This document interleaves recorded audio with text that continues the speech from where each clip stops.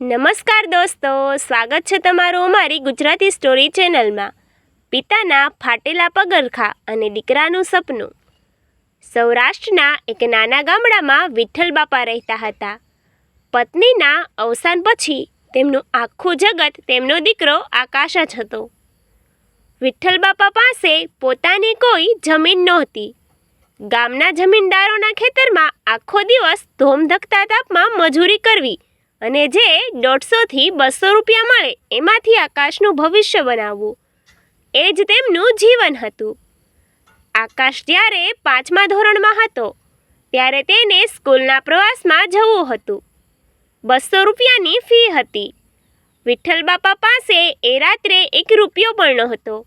દીકરાને ઉદાસ જોઈ વિઠ્ઠલ બાપાએ જ રાત્રે ગામના જમીનદારના ઘરે ગયા અને કહ્યું, બાપુ, મને 200 રૂપિયા આપો. હું આવતા 4 દિવસમાં તમારા ખેતરમાં રાત દિવસ જોયા વગર મજૂરી કરીશ. વિઠ્ઠલ બાપાએ 4 દિવસ સુધી ઊંઘ્યા વગર કામ કર્યું, લોહીનું પાણી કર્યું અને દીકરાને પ્રવાસમાં મોકલ્યો. આકાશને ત્યારે ખબર નહોતી કે પિતાના થાકેલા ચહેરા પાછળ કેટલું દર્દ છુપાયેલું છે. આકાશ હંમેશા જોતો કે તેના પિતાના પગરખાં એટલે કે ચંપલ હંમેશા ફાટેલા રહેતા.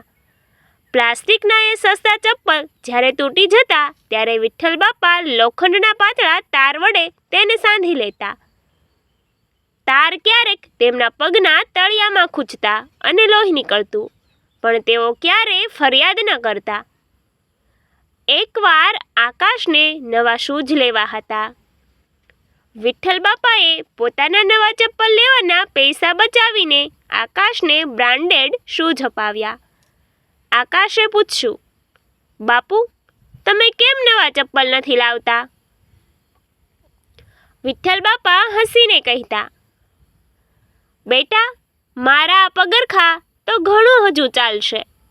તારા પગમાં કાંટો ન વાગવો જોઈએ, બસ. શરમનો આકાશ ભણવામાં તેજસ્વી હતો એટલે તેને શહેરની મોટી એન્જિનિયરિંગ કોલેજમાં એડમિશન મળ્યું. વિઠ્ઠલ બાપાએ પોતાની પત્નીની છેલ્લી યાદગીરી જેવી સોનાની વીંટી વેચીને દીકરાની ફી ભરી. આકાશ શહેરમાં ગયો, નવા મિત્રો બનાવ્યા અને ધીમે ધીમે પિતાની ગરીબીથી દૂર ભાગવા લાગ્યો. એકવાર વિઠ્ઠલ બાપા દીકરાને મળવા શહેરની કોલેજ ગયા. તેમના ખંભા પર જૂનો થેલો હતો અને પગમાં એ જ તારથી સાંધેલા ફાટેલા ચપ્પલ. જ્યારે આકાશના અમીર મિત્રોએ પૂછ્યું, આર્યન, આ ગરીબ માણસ કોણ છે? ત્યારે આકાશે શરમ અનુભવી અને જૂઠું બોલ્યો, એ તો મારા ગામના મજૂર છે. વિઠ્ઠલ બાપા આ સાંભળી ગયા, પણ દીકરાની આબરૂ ન જાય એટલે મૌન રહીને ત્યાંથી નીકળી ગયા. તેમની આંખોમાં આંસુ હતા, પણ હોઠ પર દીકરા માટેની દુઆ હતી. આકાશની ફાઇનલ પરીક્ષા નજીક હતી. તેને વિદેશ જઈને ભણવાનું સપનું હતું, જેના માટે લાખો રૂપિયાની જરૂર હતી. વિઠ્ઠલ બાપાએ ગામમાં રહેતું પોતાનું એકમાત્ર નાનકડું મકાન પણ ગીરવે મૂકી દીધું. તેઓ પોતે ખેતરના શેઢે બનેલી એક નાની ઝૂંપડીમાં રહેવા જતા રહ્યા, પણ આકાશને દર મહિને સમયસર પૈસા મોકલતા રહ્યા.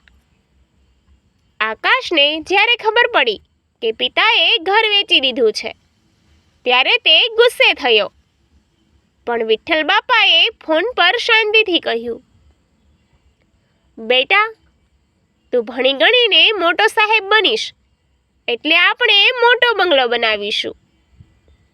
આકાશને ત્યારે અંદાજ જ નહોતો કે પિતાની તબિયત બગડી રહી હતી. ભૂખ અને સતત મજૂરીને કારણે તેમનું શરીર ઘસાઈ ગયું હતું. આકાશ વિદેશ ગયો, મોટો એન્જિનિયર બન્યો અને લાખોની કમાણી કરવા લાગ્યો. તે 5 વર્ષ પછી ગામડે પાછો ફર્યો. તેની પાસે લાલ લાઇટની ગાડી હતી, મોભો હતો. પણ જ્યારે તે ગામમાં પોતાની ઝૂંપડીએ પહોંચ્યો ત્યારે ત્યાં પિતા નહોતા. ગામના લોકોએ જણાવ્યું કે વિઠ્ઠલ બાપાનું 2 દિવસ પહેલાં જ અવસાન થયું છે. તેમના ખાટલા પાસે એ જ ફાટેલા પગરખાં પડ્યા હતા અને પાસે એક નાનકડી લોખંડની પેટી હતી. આકાશે ધ્રુજતા હાથે પેટી ખોલી. એમાં વિઠ્ઠલ બાપાની એક ડાયરી હતી. ડાયરીના પાના પર લખ્યું હતું, આજે આકાશે મને મિત્રો સામે મજૂર કહ્યો. મને દુઃખ નથી, કારણ કે હું ખરેખર મજૂર જ છું અને મને ગર્વ છે કે એક મજૂરનો દીકરો આજે આટલો મોટો સાહેબો સાથે ઊભો છે.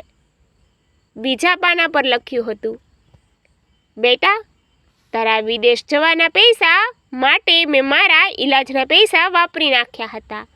મને માફ કરજે કે હું તારા લાયક કપડાં ન પહેરી શક્યો. આ પેટીમાં મેં તારી માતાની છેલ્લી યાદગીરી જેવી એક વીંટી સાચવી રાખી છે. એ તારી પત્નીને આપજે.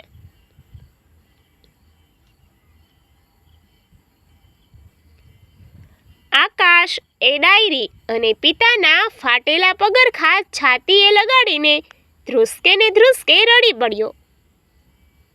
તેને સમજાયું કે જે પગરખાં જોઈને તેને શરમ આવતી હતી, એ જ પગરખાંએ તેને સફળતાના શિખર સુધી પહોંચાડ્યો હતો. તેને પોતાની અમીરી પર ધિક્કાર થવા લાગ્યો.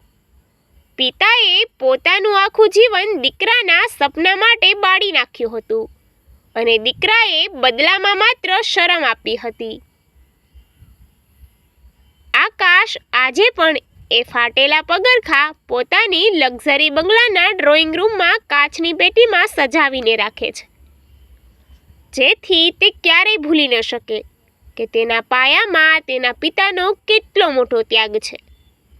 માતા પિતાનું મૂલ્ય તેમના બાહ્ય દેખાવથી નહીં, પણ તેમના અતૂટ પ્રેમ અને અગણિત બલિદાનોથી કરવું જોઈએ. Thank you.